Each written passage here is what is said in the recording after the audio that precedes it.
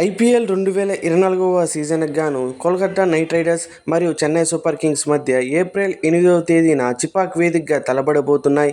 ఈ మ్యాచ్ అయితే ఇంట్రెస్టింగ్గా ఉండబోతుంది. ఎందుకంటే ఒకవైపు కోల్కతా నైట్ రైడర్స్ ఆడిన 3 మ్యాచ్ల్లో విజయం సాధించి ఈ మ్యాచ్కి వస్తుంటే, మరోవైపు చెన్నై సూపర్ కింగ్స్ తమ హోమ్ గ్రౌండ్ అడ్వాంటేజ్ తీసుకొని ఎలాగోలా ఈ మ్యాచ్ ఖచ్చితంగా గెలవాలనే పట్టుదలతో అయితే ఉంది. అయితే కేకేఆర్ టీం ఇప్పటి వరకు 3 మ్యాచ్లు ఆడితే 3 గెలిచి ప్రస్తుతం టేబుల్ టాపర్ గా ఉంది. అలాగే గత మ్యాచ్లో ఢిల్లీ క్యాపిటల్స్ పై 272 పరుగులు చేయడంతో పాటు 106 పరుగుల తేడాతో ఘన విజయం సాధించి ఈ మ్యాచ్ కూడా అదే కాన్ఫిడెన్స్ తో బరిలో దిగబోతుంది కేకేఆర్ టీం. మరోవైపు చెన్నై సూపర్ కింగ్స్ మొదటి 2 హోమ్ మ్యాచ్ల్లో ఘన విజయం సాధించింది. కానీ ఆ తర్వాత ఢిల్లీ క్యాపిటల్స్ మరియు సన్ రైజర్స్ హైదరాబాద్ తో జరిగిన అవే మ్యాచ్ల్లో ఘోర పరాజయం అయ్యి ప్రస్తుతం పాయింట్స్ టేబుల్లో 3వ స్థానంలో అయితే ఉంది.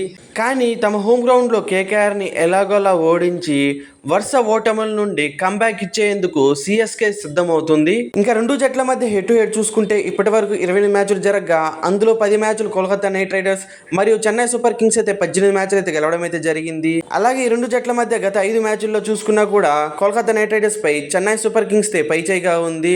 ఈ స్టాట్స్ చూస్తేనే తెలుస్తుంది చెన్నై సూపర్ కింగ్స్ కేకేఆర్ ని ఏ విధంగా డామినేట్ చేస్తుంది అనేది. ఇంకా ఇప్పటి వరకు చిపాక్ స్టేడియంలో కేకేఆర్ టీం 10 మ్యాచ్లు ఆడగా అందులో కేవలం 3 మ్యాచ్లు గెలవడం అయితే జరిగింది.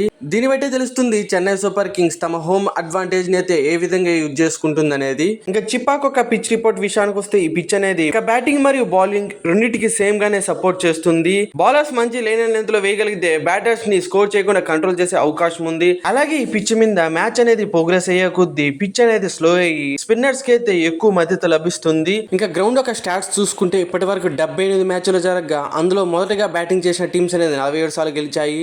చేసిన టీమ్స్ అనేది 31 సార్లు గెలవడం అయితే జరిగింది. ఇంకా ఈ గ్రౌండ్ లో ఫస్ట్ ఇన్నింగ్స్ ఒక యావరేజ్ స్కోర్ చూసుకుంటే 170గా అయితే ఉంది. ఇంకా అలాగే టాస్ విషయానికి వస్తే టాస్ గెలిచిన టీం మాక్సిమం బ్యాటింగ్ చేసే అవకాశం ఉంది. ఎందుకంటే పిచ్ ప్రోగ్రెస్ అయ్యే కొద్దీ స్లో అవుతుంది కాబట్టి రన్ స్కోర్ చేయడంలో కష్టం అవుతుంది. అందుకే టాస్ గెలిచిన టీం అనేది మాక్సిమం బ్యాటింగ్ చేసే అవకాశం అయితే ఎక్కువ ఉంది. ఇంకా టీమ్స్ విషయానికి వస్తే చెన్నై సూపర్ కింగ్స్ ఈ మ్యాచ్ కి 2 చేంజెస్ తో బరిలో దిగే అవకాశం ఉంది. గత మ్యాచ్ లో ఇంజరీ కారణంగా దూరమైన మతీషా పతిరానా డార్లీ మిచెల్ స్థానంలో ప్లేయింగ్ 12లోకి వచ్చే అవకాశం ఉంది. ఇంకా అలాగే ఈ పిచ్ లో ఎక్స్ట్రా ఫాస్ట్ బౌలర్ అవసరం ఉండదు కాబట్టి ఎక్స్ట్రా బ్యాట్స్మెన్స్ కొరకు సమీర్ రిజ్వీని ముఖేష్ చౌదరి స్థానంలో ప్లేయింగ్ 12లోకి తీసుకొచ్చే అవకాశం ఉంది. ఇంకా చెన్నై సూపర్ కింగ్స్ లాస్ట్ 2 మ్యాచ్లు ఓడిపోవడానికి one of the main reason వచ్చి తమ ఓపెనర్స్ నుంచి మంచిగా రన్స్ రాకపోవడం. మెయిన్ గా తమ కెప్టెన్ రుతురాజ్ గైక్వాడ్ కెప్టెన్సీ వచ్చేటప్పటి నుండి ఇప్పటి వరకు అయితే మంచి పర్ఫార్మెన్స్ అయితే ఇవ్వలేకపోయాడు. ఈ మ్యాచ్ కైనా ఇద్దరు ఓపెనర్స్ మంచిగా రాణిస్తే చెన్నై సూపర్ కింగ్స్ కి అయితే కొంచెం అడ్వాంటేజ్ అయ్యే అవకాశం ఉంది. అలాగే చిపాక్ పిచ్ అనేది కొంచెం స్పిన్ కి అడ్వాంటేజ్ ఉంటుంది కాబట్టి